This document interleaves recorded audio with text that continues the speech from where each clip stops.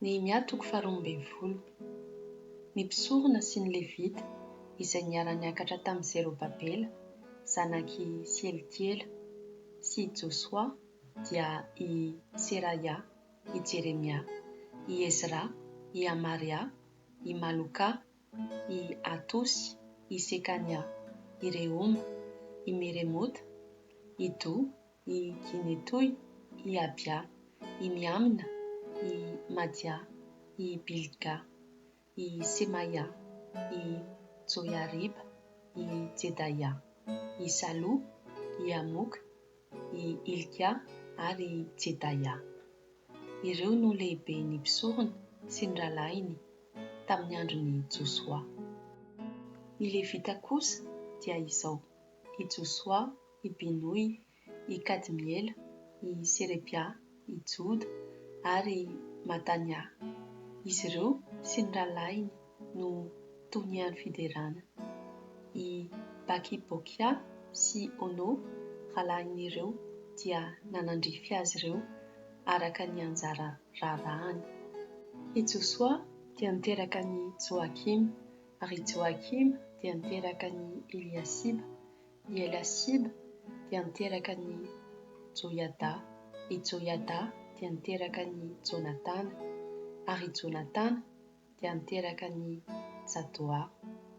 Tamin'ny andron'ny Joakim dia nisy mpisorona lohan'ny fianakaviana, koa reto avy izy ireo: ny avy tamin'ny Seraya dia i Meraya, ny avy tamin'ny Jeremia dia i Anania, ny avy tamin'ny Ezra dia i Mesolama, ny avy tamin'ny Amaria dia i Joanana, ny avy tamin'ny Miliko dia i Jonatana, ny avy tamin'ny Sebania dia i Josefa, ny avy tamin'ny Arima dia i Adna, ny avy tamin'ny Meraiota dia i Melkai, ny avy tamin'ny Do dia i Zakaria, ny avy tamin'ny Ginetona dia i Mesolama, ny avy tamin'ny Abia dia i Zikri, ny avy tamin'ny Miniamina, ny avy tamin'ny Moadia dia i Piltai, ny avy tamin'ny Bilga dia i Samoa, ny avy tamin'ny Semaia dia i Jonatana, ny avy tamin'ny Joariba dia i Matenai, ny avy tamin'ny Jedaia dia i Ozi, ny avy tamin'ny Salai dia i Kalai, ny avy tamin'ny Amoka dia i Ebera, ny avy tamin'ny Ilkia dia i Asapia, ary ny avy tamin'ny Jedaia dia i Netanela. Tamin'ny andron'ny Eliasiba, i Joiada, i Joanana ary Jadoa dia voasoratra ho lohan'ny fianakaviany ny levita, ary toy izany koa ny mpisorona hatramin'ny nanjakan'i Darios Persiana. Ny taranaka Levi lohan'ny fianakaviana dia voasoratra ao amin'ny bokin'ny tantara hatramin'ny andron'ny Joanana, zanaky Eliasiba. Ary ny lehiben'ny levita dia i Asapia sy Serebia ary Josoa zanaky Kadmiela, mba amin'ny rahalain'ireo izay nifandrify taminy, mba hidera sy hisaotra isa-tokony araka ny didin'i Davida, lehilahin'Andriamanitra. I Matania, i Bakibokia, i Obadia, i Mesolama, i Talmona sy Akoba no mpiandry varavarana ka nitandrina ny fiambinana teo amin'ny trano fitahirizan-drakitra. Ireo no tamin'ny andron'ny Joakim zanaky Josoa, zanaky Jozadaka, sy tamin'ny andron'ny Nehemia gôvernora sy Ezra mpisorona sady mpanorandalàna.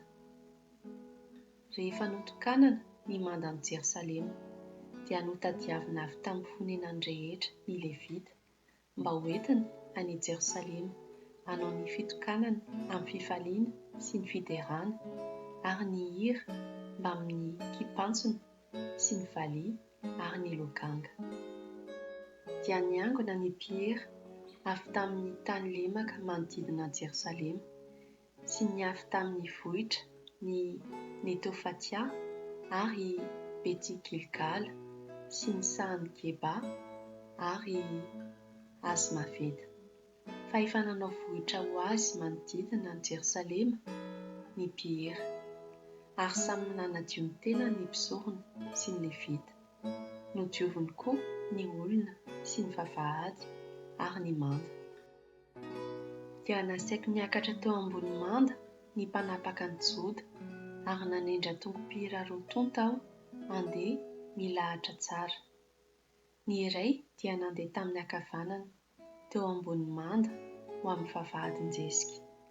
Nandeha taorian'izy ireo i Osaia sy ny atsasaky ny olo manan-kaja amin'ny Joda, dia i Azaria, i Ezra, i Mesolama, i Joda, i Benjamina, i Semaia ary Jeremia. Nitondra trompetra ny sasany tamin'ny taranaky ny mpisorona dia i Zakaria, zanaky Jonatana, zanaky Semaia, zanaky Natania, zanaky Mikaia, zanaky Zakora, zanaky Asafa. Mba amin'ny rahalainy dia i Semaia, i Azarela, i Milalay, i Gilalay, i May, i Netanela, i Joda ary Anani. Nitondra ny zava-manen'ny Davida, lehilahin'Andriamanitra, ary nandeha teo alohan'ireo i Ezra mpanoradalàna. Nizotra hatreo amin'ny vavahadin-doharano izy ka niakatra tamin'ny tohatra ny hazo ny tanànan'i Davida, teo amin'ny fiakarana amin'ny manda eo ambony trano Davida ka hatreo amin'ny vavahadin-drano eo antsinanana. Ny antoko-pihira andiany faharoa kosa dia nandeha nifandrify taminy sady narahiko niaraka tamin'ny atsasaky ny olona teo ambony manda hatreo ambony tilikambo fiambenana misy fatana fandorana ka hatreo amin'ny manda lehibe, ary hatreo ambony vavahadin'ny Efraima sy teo ambony vavahady taloha ary teo ambony vavahady Kazandrano sy ny tilikambo fiambenana Ananela sy ny tilikambo fiambenana Amea, dia hatramin'ny vavahadin'ny Ondry, ary nijanona teo amin'ny vavahadin'ny trano fiambenana izy. Dia nijanona tao amin'ny tranon'Andriamanitra izy roa tonta. Tao koa aho sy ny atsasaky ny mpanapaka izay niaraka tamiko, ary nitondra trompetra ny mpisorona dia i Eliakima, i Maaseia, i Miniamina, i Mikaia, i Elionai, i Zakaria ary Anania. Mba amin'ny Maaseia, i Semaia, i Eleazara, i Ozi, i Joanana, i Malkia, i Elama ary Ezra, ny Ramafy ny mpihira sy Jizraia mpitarika azy. Dia namono zavatra betsaka atao fanatitra izy tamin'izany andro izany sady nifaly. Fa Andriamanitra nampifaly azy indrindra, ary ny vadiny aman-janany dia nifaly koa ka re hatrany lavitra ny fifaliana tany Jerosalema.